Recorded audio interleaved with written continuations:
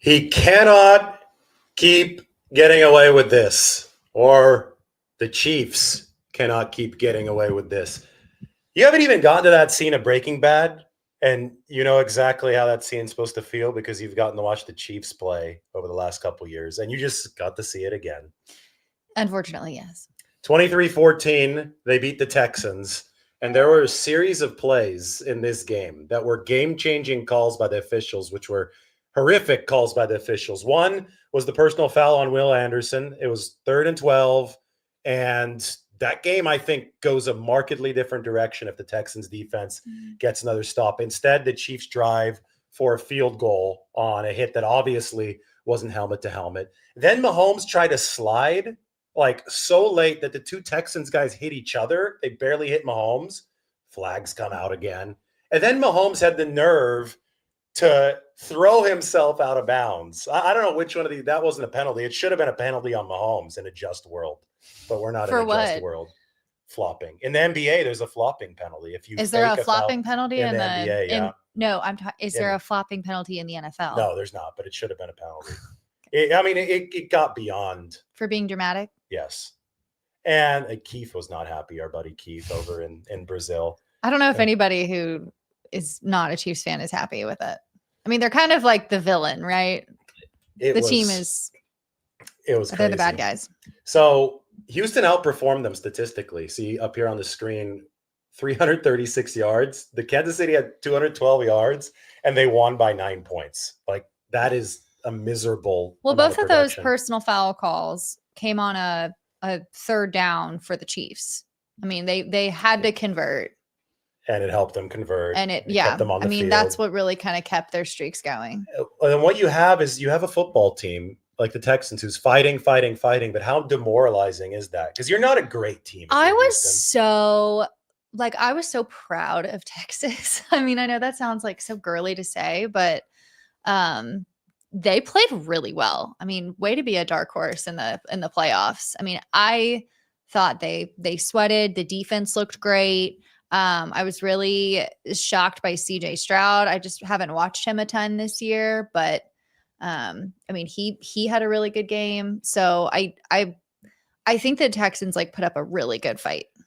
CJ, we put our stats up right here. 19 of 28, 245 yards. It's so rare that you see a team outgain the opposition by 336 to 212. So that's like by 130 yards almost without any turnovers.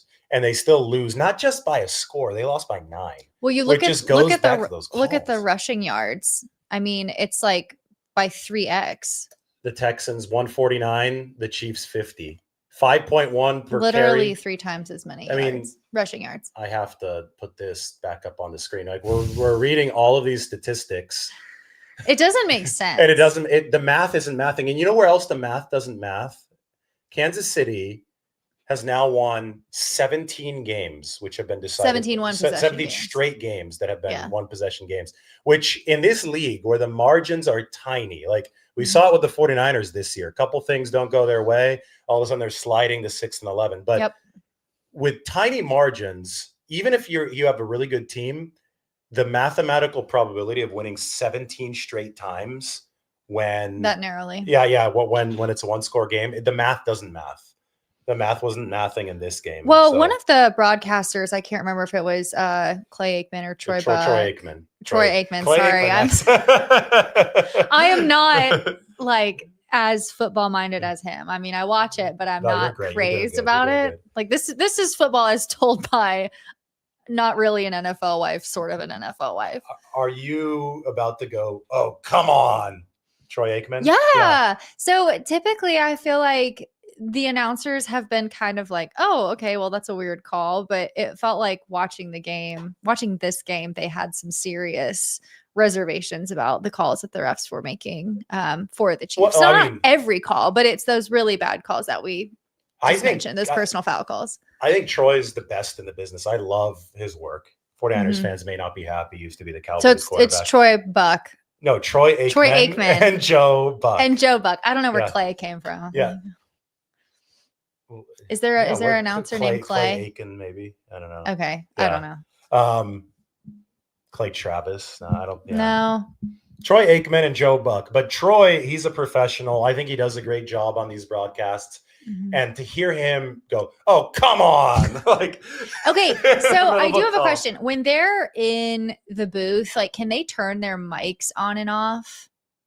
I mean, do you Yes, think they have that a they cough button? Look, I do have a you cough think- button for you. Should I hit now? I'm not going No. to cut you off. But do you think that they're live reacting to some of those plays and like putting them, like basically putting yourself on mute during a Zoom call? I've called games before, and yes, if you're upset with a call, Like then you mute yourself. Yeah, you mute yourself. Look, I can right now. I'll show the audience. I'm talking right now, and I just muted myself right now. You probably heard my voice. They probably heard it on your mic, but with their mics, they've got these $10,000 mics. Sure. That if you hit the mute button, the other one's not picking you up. Right. So it was. So do you think that he meant for that to be muted? No. Or do you think he was totally fine with that type of emoting? If you got on social media during this game, like a lot of the media, I think a lot of people just haven't wanted to, because it's tacky in most situations to complain about the officiating, and you don't want to be that guy. Sure. And I think that a lot of times Troy Aikman probably in the booth hasn't wanted to be that guy, but today was so blatant between the first personal foul and then the second one. Those were game-changing calls that only the Chiefs have consistently got. And the math supports what we're talking about. The 17 straight one-score games are insane. And then within this game, too, I mean, he was watching the same game as us. He saw a team with 150 rushing yards lose to the team with 50 rushing yards without turning the ball over. Like, all of this is an undercurrent to his feelings as he's watching the game. He's like, one of these teams is dominating, but they're losing. And then another call happens. Yeah. So I think that you finally saw this kind of hit a critical mass. Well, I do wonder, like, is this the deflate gate of the 2020s?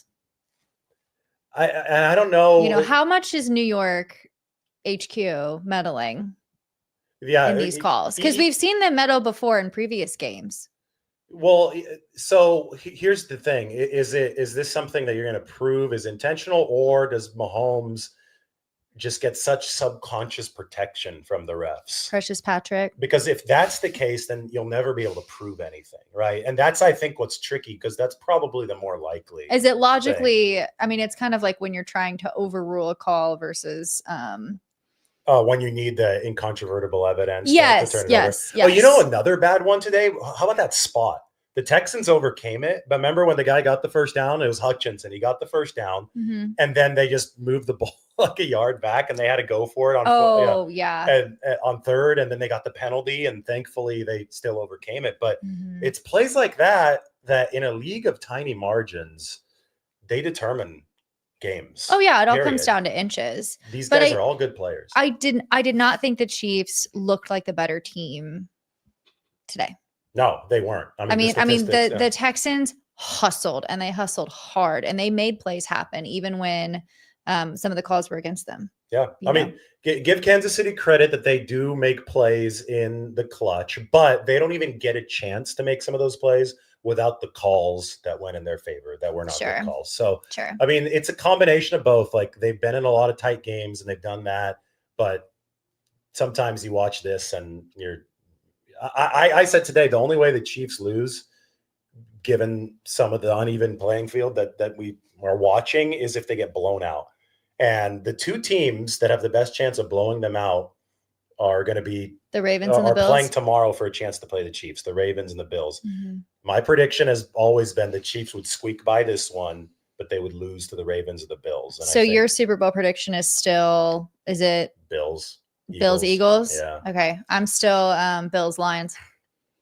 We get to see that tonight. That's in the Commanders minutes. And the Lions. The Commanders and the Lions. It's gonna be interesting. So do we need to talk about the fact that Taylor Swift was there with Caitlin Clark? I think we do. I mean, to me, like, okay, rabbit hole me. Just free falling, okay? So if there is a whole Deflategate-esque scandal unfolding right in front of us with these calls going in the Chiefs' favor so they can continue to play games in the playoffs, is it somebody in the NFL having the good intention of trying to get more women, people like me, to watch the NFL because like Swift will Taylor stay Swift on. is going to stay. She's going to keep going to games as long as Travis Kelce, i.e., like the Chiefs are playing. You're saying it's good for the overall business because you're I'm saying it's kind of one of the like again free falling through the rabbit hole. Is it one of those backwards ways of thinking where, oh well, if the Chiefs keep winning and we can keep showing Taylor Swift, then the overall revenue for the league continues to go up, and then the salary caps are higher, and then everybody wins. Everybody wins. If the goal is for the owner just to make money, yeah. No, I mean, it's all about money. It's always about money. There is a very documented truth to the fact that there are more female viewers now than there ever been. And Caitlin Clark was in the suite with her tonight, which was I am very interested in how that came to be.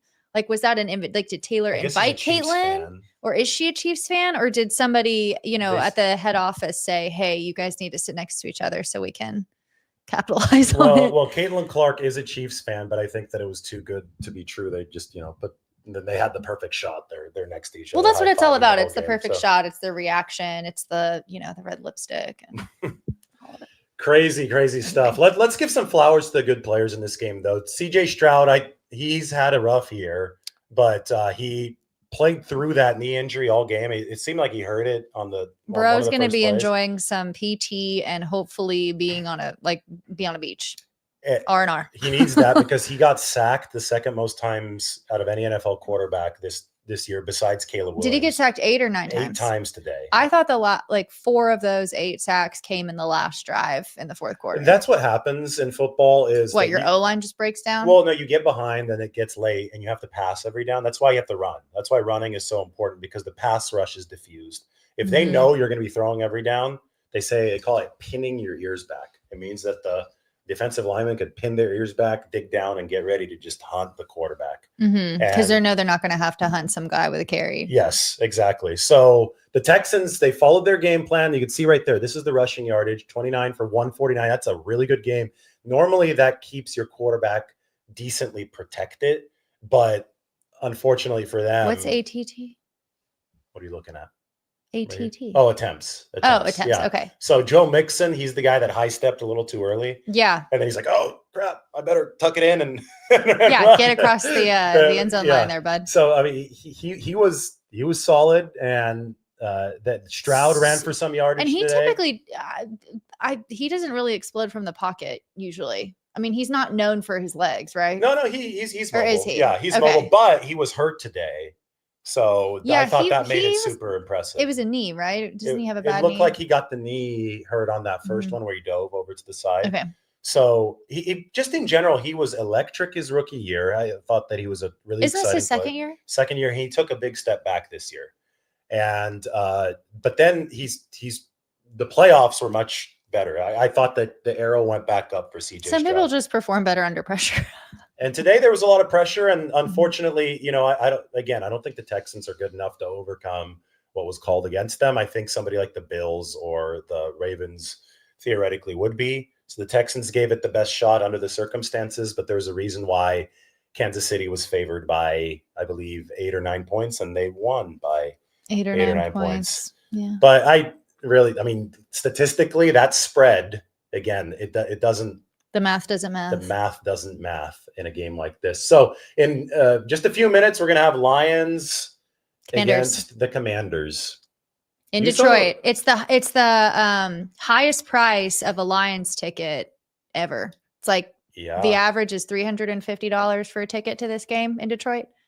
I saw even higher, but that was the average. The average, okay, yeah. So, I think the get-in price, like you can't get in for under a few hundred even. Yeah, in this game.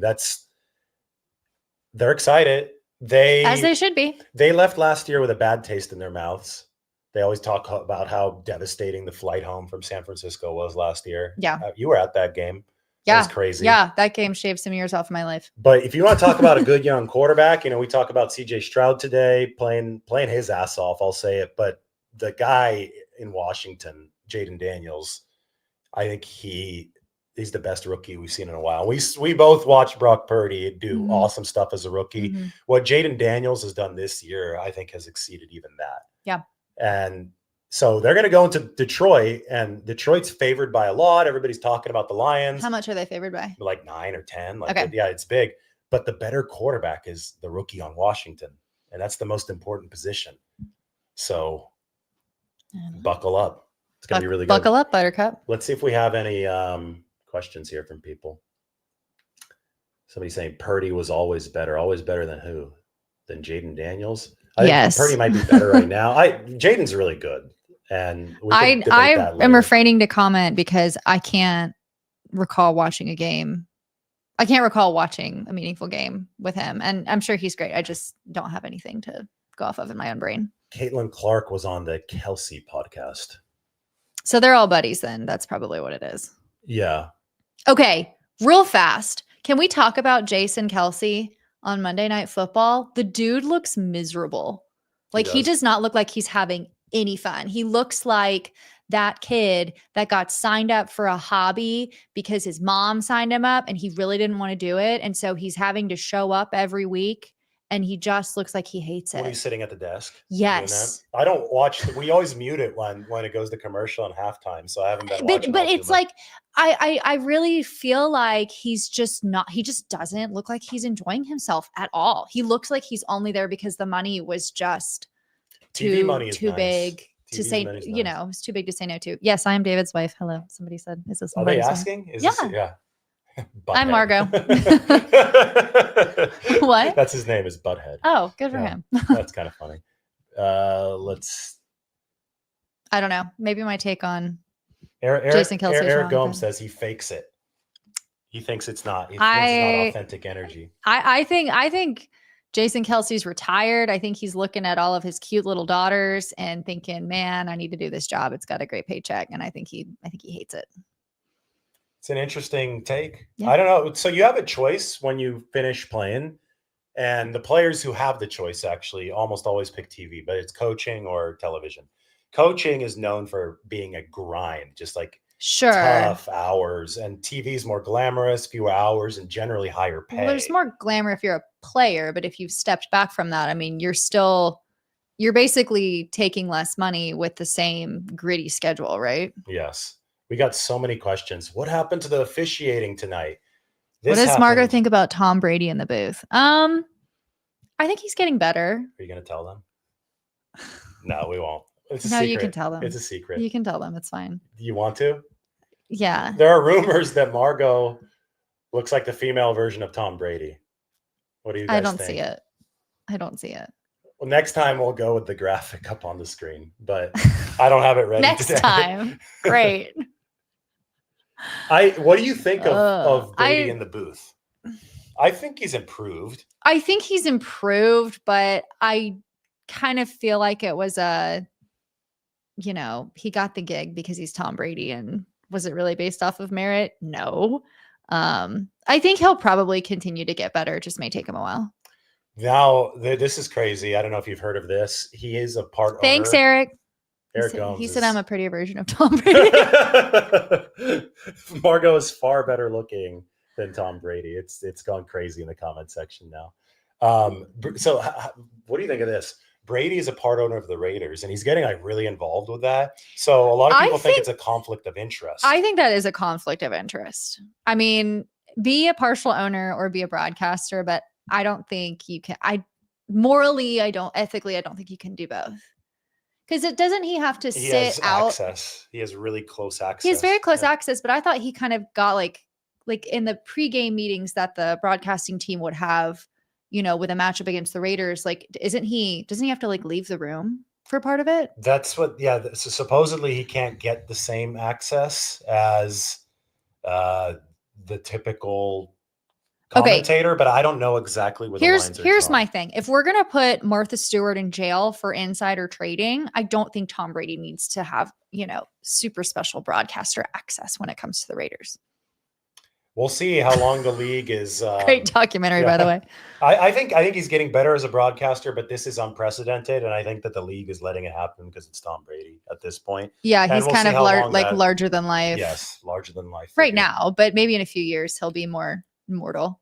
So Mike asks for our thoughts. There is some news, little 49ers update or 49ers related update. Jeff Ulbrich has signed with the Atlanta Falcons as their defensive coordinator. Ulbrich was one of the candidate. Well, I don't think he interviewed with the 49ers, but he's a former 49er from San Jose, former defensive coordinator of the Jets, who was supposed to be on the 49ers list of interest for defensive coordinator. He goes to the Falcons.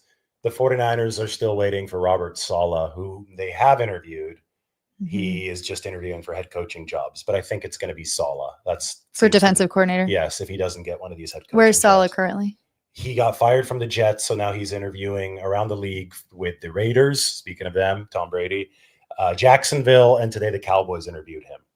So, man, Jerry Jones wearing all the hats. Yes, Jerry Jones trying to figure out who's going to be his next coach. But Ulbrich, Ulbrich was with the Falcons previously. Actually, knew Kyle Shanahan because they both overlapped in Atlanta before Ulbrich went to the Jets, and Shanahan went to the Niners. So. Last year, the 49ers were more interested in Ulbrich than this year because Saleh wasn't available last year. Now Robert Saleh is. So not to be like the silly, dumb wife here, but why would we take a defensive coordinator from the New York Jets when the Jets were complete dumpster fire-esque this year? So the Jets actually had a good defense over the past few years. Allegedly. Allegedly. But the Jets just never got the quarterback position figured out, even after they got Aaron Rodgers. Yeah, Rodgers didn't play top level football for them, and then there was other messes that were happening. He's old, but while Robert Saleh was there, Jeff Ulbrich was his defensive coordinator. Robert Saleh is a great defensive mind in his own right, and they fielded a top 5 defense all the way to the moment that Robert Saleh got fired. And do you know why Robert Saleh got fired this year? You're going to love this. So Woody Johnson of Johnson & Johnson. This is another rabbit hole that you're like pushing me towards. So I've been down this one. It's kind of fun. He was the U.S. ambassador to the UK. Yes, and he got embarrassed in front of all of his friends when the Jets completely lost when they were in London. And so he just went on a firing spree. Not the spree, just fired the coach, like a 5-year-old. Like, okay, I'm going to fire you because and at that point, the Jets defense fell off a cliff because Ulbrich had to get promoted to interim head coach. So he didn't have a chance to focus on the defense anymore. And then the only strength of their team vanished. That's an example of an owner being a little in over his head. Too emotional about it. A little too emotional about it. So that's why.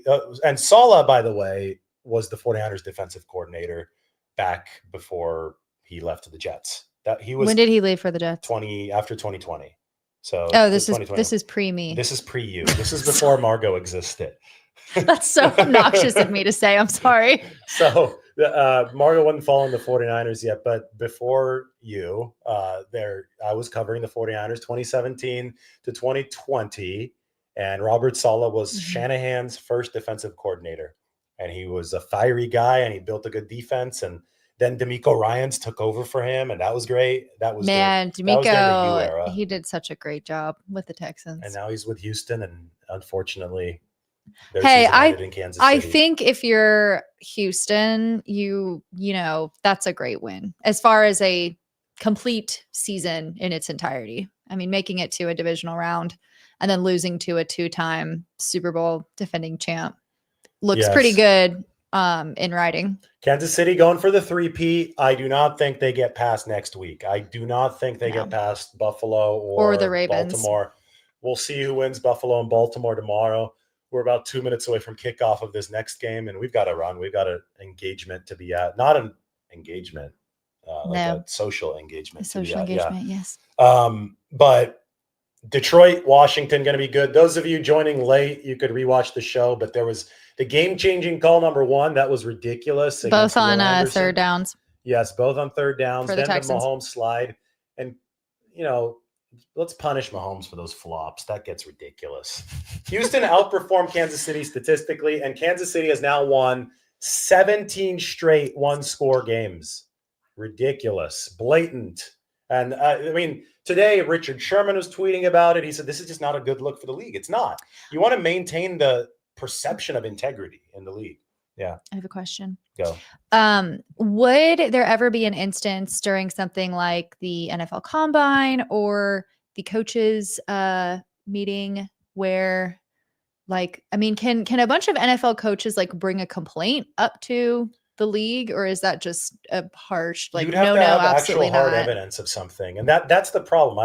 I personally believe it's more of a subconscious thing from the officials. I don't think New York is radioing. You don't think things it's like down. some actual, there's some guy in an office, with string and pictures and stuff, like connecting everything. I don't think so. The And serial killer I map. mean, somebody would be really stupid to leave that kind of paper trail. People have been known to be Yeah, really stupid, though. So the older I get, the dumber I realize that the larger population of humans yeah. are. So I mean, I wouldn't be shocked, but what I do, I think that the most likely scenario here is that it's like an internal bias that they're not even aware of. Yeah, and it snowballs, right? These biases end up snowballing, and it's turned ridiculous. And it just and again, Mahomes is really good at playing into it.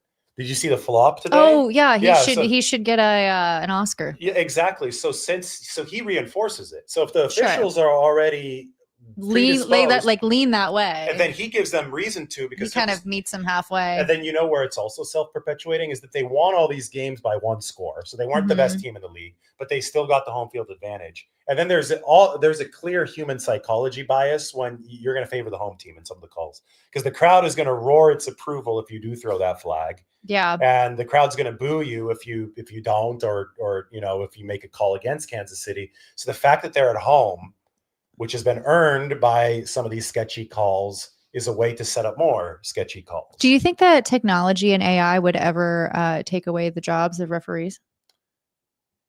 I think in baseball, I mean, when you talk about like eliminating human bias. Yeah. So in baseball, in the minor leagues, they have so much AI that they look at. Yeah. Like the tech is just insane. Like how fast the ball was going, where exactly it hit on the court.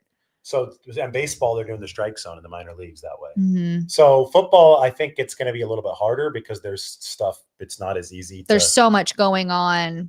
That's at any given snap. It's not like hey, it's not like you're walking. Right. Yeah. Right. It's a much more complex. So that's obviously something to look forward to in the future. But robotic referees. Right now, somebody just needs to blow the Chiefs out. That's that. It's as simple as that. Their only loss this season was by more than one score against Buffalo. Buffalo just blew them out, and you couldn't make a call that would change the outcome of that game. Yep. Today, I think we saw calls that changed the outcome of the game. All right, everybody, enjoy Detroit and Washington. Thanks for joining. You're fun. Thanks. You're fun too.